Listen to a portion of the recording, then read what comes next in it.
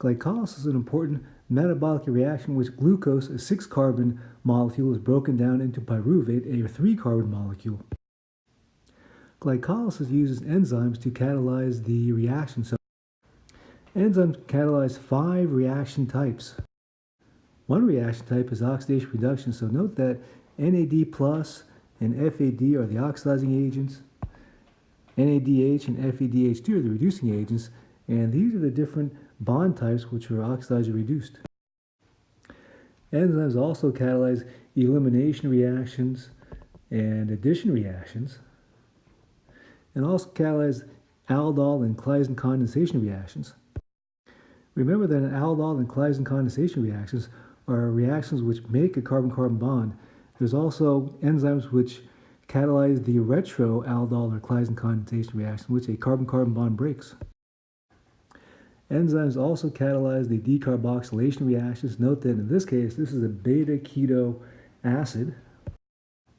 And enzymes also catalyze acyl transfer or phosphoryl transfer reactions. So stop the video and fill in this blank. This first reaction converts an ester to an amide, so that's a nucleophilic acyl substitution reaction. So think of the phosphorus as a carbon, and that acyl transfer reaction is the same as a nucleophilic acyl substitution reaction. So glycolysis is a 10-step reaction sequence in which glucose is converted to pyruvate. So stop the video and try to identify the reaction type in each step.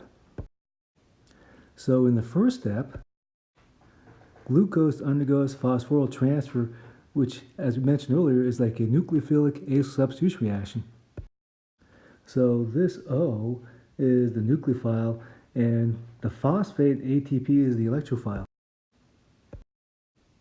In the second step, the CO double bond moves from this carbon to that carbon. So what's happening is a keto-enol tautomerization. So what happens is that this keto is converted to an enol, which is converted to a keto. In the third step, another phosphoryl transfer reaction occurs. So stop the video, identify the nucleophile and electrophile in the first step. So in the first step of this phosphoryl transfer reaction, the O is the nucleophile, and one of the phosphoruses in ATP is the electrophile. The fourth step of glycolysis breaks the 6-carbon compound into 2 smaller molecules. So stop the video and determine where is the enolate ion. So it turns out that the enolate ion is this one. So that enolate ion reacts with that carbonyl carbon, and that would reform that 6-carbon compound. Note that this reaction is a keto-enol tautomerization reaction, just like in the previous step. So the fifth step is another phosphoryl transfer reaction. So stop the video, identify the nucleophile and electrophile. So the carbonyl carbon is the electrophile, and the nucleophile is one of the oxygens in the phosphate. The sixth step is an oxidation reaction. So stop the video and identify which carbon is being oxidized. So the carbon which is being oxidized is this one. The seventh step is another phosphoryl transfer or nucleophilic acyl substitution reaction. So stop the video and identify the nucleophile and electrophile. Note that ADP forms ATP in this step, so the electrophile is, and the nucleophile is one of the oxygens in one of the phosphate groups in ADP.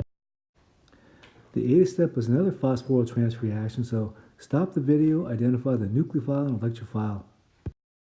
So again, this is like a nucleophilic acyl substitution reaction, so the nucleophile is the O, and the electrophile is this phosphorus. The ninth step is an elimination reaction, so stop the video and identify the structural features for an elimination reaction, that is a leaving group and an H bonded to the beta carbon. So here's our leaving group, which means that this carbon is the alpha carbon, and there's an H bonded to this beta carbon.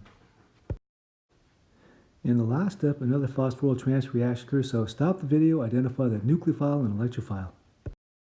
The electrophile is this phosphorus, and the nucleophile is one of the oxygens on one of the phosphate groups in ADP.